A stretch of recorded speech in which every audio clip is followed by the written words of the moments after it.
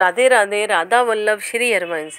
श्री राधा चरितमृतम भाग 31 रसोत्सव। श्री राधा माधव दोनों ही भौरे हैं, पर दोनों ही कमल भी हैं। दोनों ही चकोर हैं तो दोनों ही चंदा भी हैं। दोनों ही प्रेम हैं तो दोनों ही प्रेम सिंधु भी हैं। सृष्टि के आदि अंत तक एक दूसरे को देखते रहने पर भी इनका अभी तक अच्छे से परिचय भी नहीं हुआ है। ये एक दूसरे को निहारते ही रहते हैं। तब कितनी ही सृष्टियाँ बदल जाती हैं, कितने ब्रह्मा और रुद्र बदल जाते हैं, पर ये अगाते नहीं। श्याम सुंदर तो बस यही कहते हैं, हे राधे तेरो मुख नित नवीन सुलागे। रस उछलता है, रस ही रस में, रस समा जाता है फिर रस में। रस कोई चखने के लिए उतावला दिखाई देता है। हे बज्रनाभ, तुम्हें क्या लगता है, राधा कोई स्त्री है, कृष्ण कोई पुरुष है, सखियाँ कोई नारी हैं? नहीं बज्रनाभ, नहीं। इस निकुंज की केली में ना कोई स्त्री है ना कोई पुरुष है, सब तरफ रस ही रस का विस्तार है। तुमने सुना होगा ना, वेदों ने कहा है, रसो वैसा रसा, यानी वह सा वह यानी ब्रह्म, ब्रह्म रस रूप है। तो यहाँ राधा के रूप में रसी प्रकट है, कृष्ण के रूप में रसी उछल रहा है, सखियों के रूप में भी यही रस सेवा में तैयार है। अरे इतना ही नहीं, इस श्री धाम वृंदावन के वृक्ष भी रसरूप हैं, यहाँ की लताएं भी, उसमें खिलने वाले पुष्प भी, यमुना भी, रजकण भी, पक्षी भी, अरे श्री राधा रानी की चंद्रिका भी, उनकी करदनी, हार, नूपुर, ये सब भी रस का ही विस्तार हैं। कृष्ण का मुकुट, बंसी, पीताम्बरी, गुंजा की माला, सब कुछ रस ही है। समझे बज्रनाभ, सब कुछ यहाँ रस में है, इस वृंदावन में, यानी सब कुछ ब्रह्म में है। रस ही रस है यहाँ, तो क्यों ना हो। रसराज स्वयं दूल्हा बने बैठे हैं और उनकी एलादनी से राधा रानी दुल्हन के रूप में सजी हुई हैं। ये सामान्य घटना नहीं है, ये रस का ही उत्सव है, मात्र रस ही रस। वहाँ आनंदित हो उठे थे सब, कहते हुए स्वयं महर्षि गारी देने की वारी थी अब सखियों की श्याम सुंदर को। श्री राधा रानी के पक्ष में खड़ी समस्त सखियाँ ब्याह की रीत समझाती हुई गारी देने लगी, पर ललिता सखी ने चौसर सामने रख दिया। दूल्हा दुल्हन को चौसर खिलाया जाए और गारी भी देती जाएंगी, पर जो हारेगा उसे क्या करना पड़ेगा, एक सखी ने पूछा।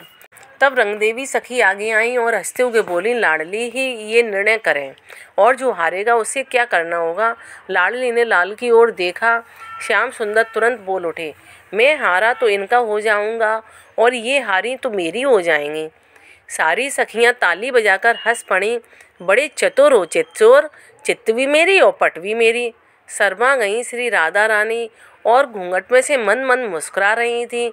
चौसर खेला जाने लगा, सब बड़े आनंदित हैं, पर जब पासा फेंका जाता है तब तो उस निकुंज के पक्षी भी शांत हो जाते हैं। वे भी देखने लग जाते हैं कि कौन जीत रहा है। तुम बड़े गोरे हो प्यारे, एक सखी छेड़ती है। अब ज़्यादा मत बोलो, मुझे खेलने दो, श्याम सुंदर सखियों से कहती हैं। तभी सुदेवी सखी आईना ले आती हैं और सब सखियाँ हंसती हैं। हमारी बात का भरोसा नहीं है तो स्वयं ही देख लो, आईना दिखाती हैं सुदेवी। श्याम सुंदर को क्यों छेड़ रही हो तुम लोग। श्री राधा रानी जब देखती हैं श्याम सुंदर कुछ परेशान से हो रहे हैं, तब सखियों से कहती हैं, आज के दिन तो आप कुछ मत कहो लाडली जो, हमें यही तो दिन मिला है छेड़ने का। श्री जी अब कुछ नहीं कहती, सखियों का तो ये अधिकार है। आज तो देखो कितने गोरे हो आप श्याम सुंदर। आईना फिर दिखा दिया। श्याम सुंदर ने आईना देखा, फिर पासा फेंककर चौसर खेलने लगे। क्या हुआ, गोरे नहीं हो क्या। नहीं नहीं प्यारे, आप तो बहुत गोरे ही हो, काला तो हमने तुम्हें बना दिया है, ये हमारा ही दोष है, आपका क्या दोष। चौसर रोक दिया और हंसी फूट पड़ी श्री जी की भी। कैसे कैसे धीरे से वो भी बोली, हम आँखों में कजरा लगाती हैं ना, इन्हें ही दिन रात देखती रहती हैं, बस इसी से ये काले हो गए हैं। इस बात पर तो श्याम सुंदर भी हंस पड़े और श्री जी भी हंसी। सखियाँ तो हंसी ही रही थी, सभी पक्षी भी हंस पड़े थे। चौसर खेलना शुरू हुआ, फिर सखियों ने गारी देना शुरू किया। तभी सखियाँ बोली, तभी श्याम सुंदर हार गए, हारना ही था। यही तो श्रृंगार रस का नियम है। नायक जब नायिका से हारता है तभी तो श्रृंगार रस पुष्ट होता है। सिर झुकाए बैठे हैं अब श्याम सुंदर। हम तो अब इनके हो गए। श्री जी की ओर देखते हुए बोले। श्याम सुंदर इससे ज़्यादा और क्या कहते। नहीं नहीं, कहने से काम नहीं चलेगा। सखियाँ एकजुट होकर बोली। तो क्या करना पड़ेगा हमें, धीरे से बोले श्याम सुंदर। सब सखियाँ आपस में कानाफूसी करने लगीं। उन सखियों की बातें सुनने के लिए तोता, मैना, कोयल ये सब भी पास में आ गई थीं। हाँ यही ठीक है। ललिता सखी गईं और एक चांदी का थाल रेशमी बस से ढककर ले आईं। ये हमारी प्यारी जू की कुल देवी हैं, इन्हें प्रणाम करो लालजू। पर हम तो सब जानते हैं और इनकी जितनी कुल देवी हैं उन सबसे हमारा पुराना परिचय है। नहीं नहीं, ललिता सखी को कहना नहीं आया। ये आपकी कुल देवी हैं, हमारी नहीं, आपकी। आपके नंद बाबा की कुल देवी हैं, आप इन्हें प्रणाम करो बस अब। पर श्याम सुंदर कुछ कहते उससे पहले ही सखियों ने कहा, आप हारे हो प्रीतम, इसलिए आपको ये बात माननी ही पड़ेगी, इनको प्रणाम करो। श्याम सुंदर ने बड़े प्रेम से सिर झुकाकर जैसे ही प्रणाम किया, वहाँ तो पादुका श्री जी की थी, मस्तक श्याम सुंदर का। श्री जी की पादुका में नव सखियाँ हंस पड़ीं, तालियां बज उठीं। श्री जी आगे बढ़ीं और बड़े प्रेम से अपने प्राण धन श्याम सुंदर को हृदय से लगा लिया।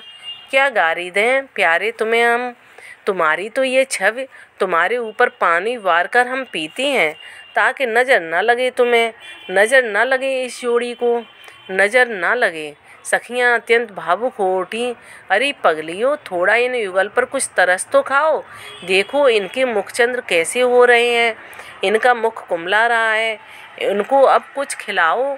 चलो चलो।